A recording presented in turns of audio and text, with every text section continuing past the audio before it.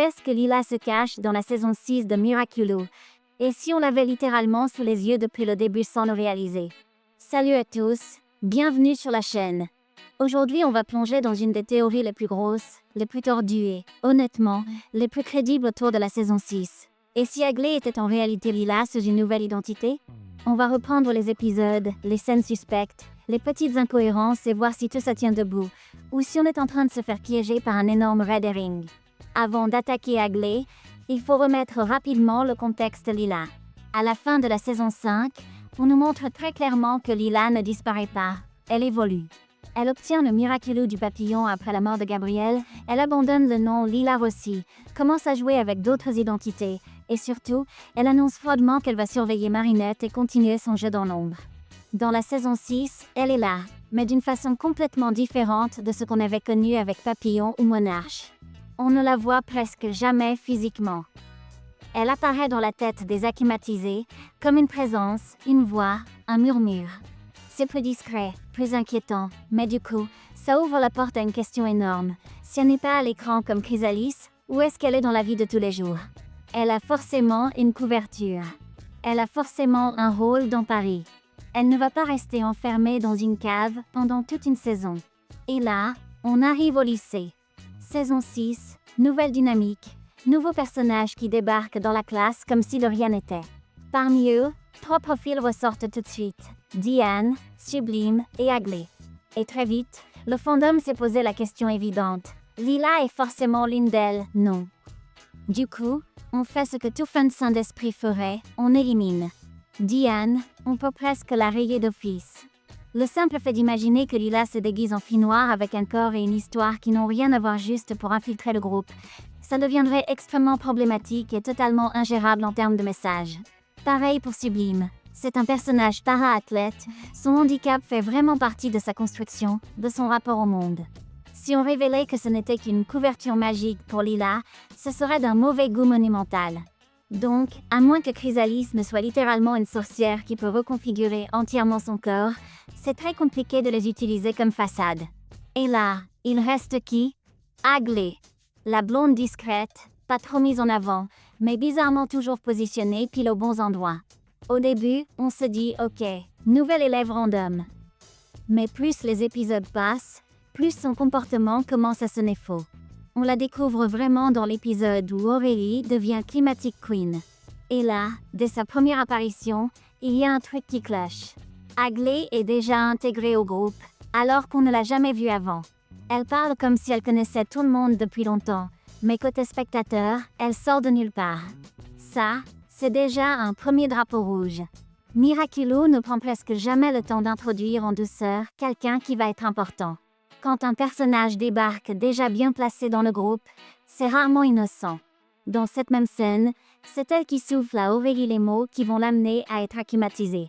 Elle a cette position très proche, ce petit moment où elle se penche sur son épaule, pose, posture et attitude qui rappellent presque le body language de Chrysalis lorsqu'elle manipule mentalement ses victimes. Et juste après que Climatic Queen apparaisse, Aglaé disparaît complètement de l'épisode, puis revient plus tard en mode « Je suis inquiète pour Aurélie ».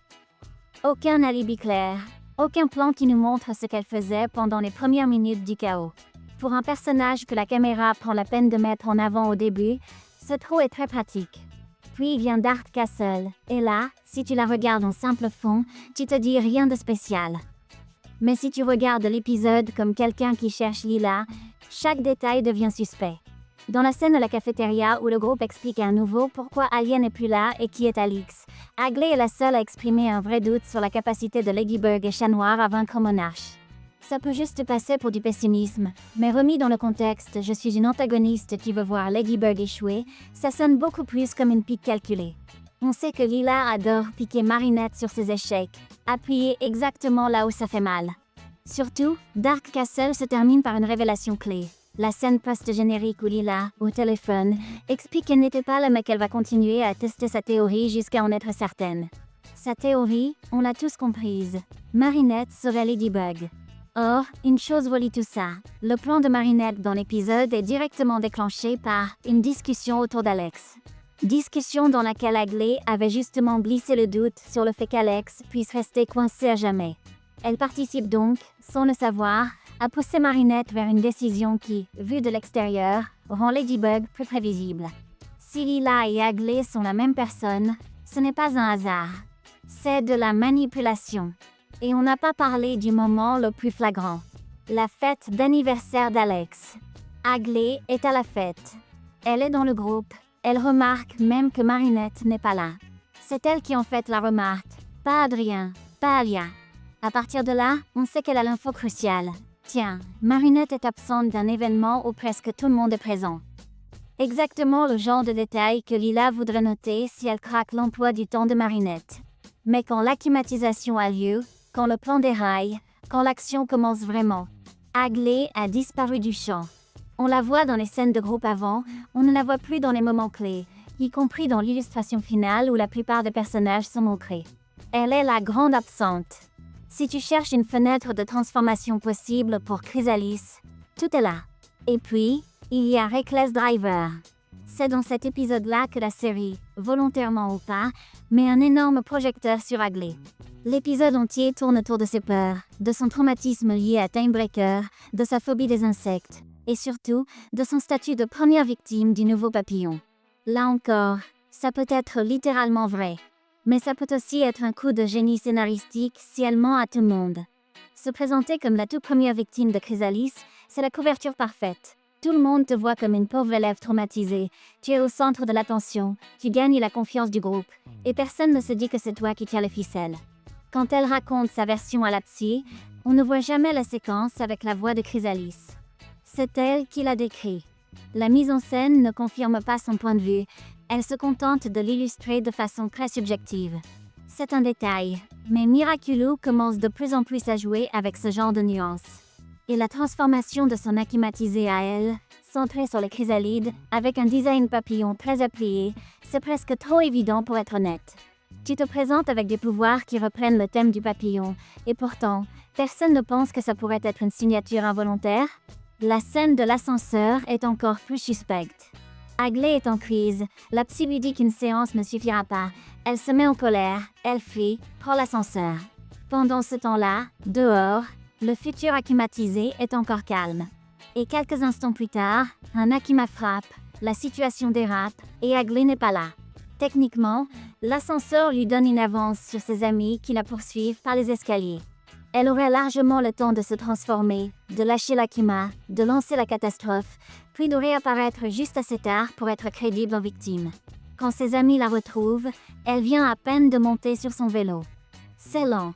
Trop lent pour quelqu'un qui vient de s'enfuir paniqué. Mais très logique pour quelqu'un qui a pris quelques secondes de plus pour acclimatiser quelqu'un. Tu peux objecter aussi, oui mais elle a vraiment une phobie des insectes, ça se voit. Sauf que ça, ce n'est pas incompatible avec Lila. On l'a déjà vu détester Nuru qui tourne autour d'elle, se plaindre des Akuma, être agacée par tout ce qui vole près de son visage. Imaginez que la plus grande manipulatrice de la série ait en plus une vraie phobie qu'elle transforme en arme sociale, c'est juste du bonus dramatique. Une méchante qui souffre vraiment de quelque chose, mais qui refuse de se laisser dominer par ça, c'est encore plus intéressant qu'une méchante parfaite et lisse. Alors, est-ce que tout ça suffit pour dire Aglaé et Lila comme une vérité absolue? Non. On reste dans le domaine de la théorie. La série aime bien tendre des pièges, fabriquer de faux suspects, puis retourner le cerveau de tout le monde au dernier moment. Il y a toujours la possibilité qu'Aglaé soit un pur red herring, un personnage conçu pour attirer toutes les suspicions pendant que Lila se cache ailleurs, sous une autre identité qu'on n'a même pas encore remarquée. Mais là, on touche à autre chose, l'impact narratif. Si la série révèle un jour que Lila était dans la classe depuis le début de la saison 6, il faut que ce soit quelqu'un qu'on a vu, quelqu'un qu'on a appris à connaître, quelqu'un qui interagit avec Marinette, Adrien, les autres. Si c'est juste une élève de fond dont on ne connaît même pas le nom, ça n'a aucun poids. Ça ne provoque ni choc, ni trahison, ni réflexion émotionnelle. Au contraire, si c'est Aglaé, une fille qu'on commençait à plaindre, à trouver attachante, voire à admirer pour son courage face à son traumatisme, là ça fait mal. Là, le twist remplit vraiment son rôle. On sait que Miraculous est capable de ce genre de coup. La révélation Gabriel égale Papillon continue encore de résonner dans toute la série. Le moment où Félix trahit Ladybug et donne tous les Miraculous à Monarch a complètement redéfini la manière dont on voit ce personnage. Alors, Si la saison 6 prépare un niveau de trahison similaire avec Lila, ils ont tout intérêt à l'ancrer dans quelqu'un d'aussi présent qu'Agley plutôt que dans une figurante. Personnellement, avec tous ces éléments, je suis plutôt dans le camp Agley égale Lila jusqu'à preuve du contraire. Mais ce n'est que mon opinion, construite à partir des indices qu'on a pour l'instant. Peut-être que la suite de la saison va tout casser et nous prouver que j'ai tort. Peut-être qu'un autre personnage, qu'on n'a pas encore vraiment calculé, va soudain devenir la vraie suspecte. Ou peut-être qu'on découvrira que Lila joue sur plusieurs fronts en même temps, à travers plusieurs identités. Du coup, je te pose la question à toi. Après tout ce qu'on vient de décortiquer, tu te situes où? Tu penses qu'Agley est vraiment Lila qui infiltre la classe en douce? Tu crois que c'est un énorme leurre et que la vraie identité de couverture est ailleurs? Ou tu as carrément une autre théorie que personne n'a encore envisagée? Dis-le-moi en commentaire, je vais tout lire. Et si tu veux qu'on continue à analyser chaque indice sur Lila, Agley, Tomo, le Kingdom et tout le chaos qui se prépare pour la fin de la saison 6, pense à t'abonner et à activer la cloche. On se retrouve très vite pour une nouvelle vidéo théorie. À bientôt!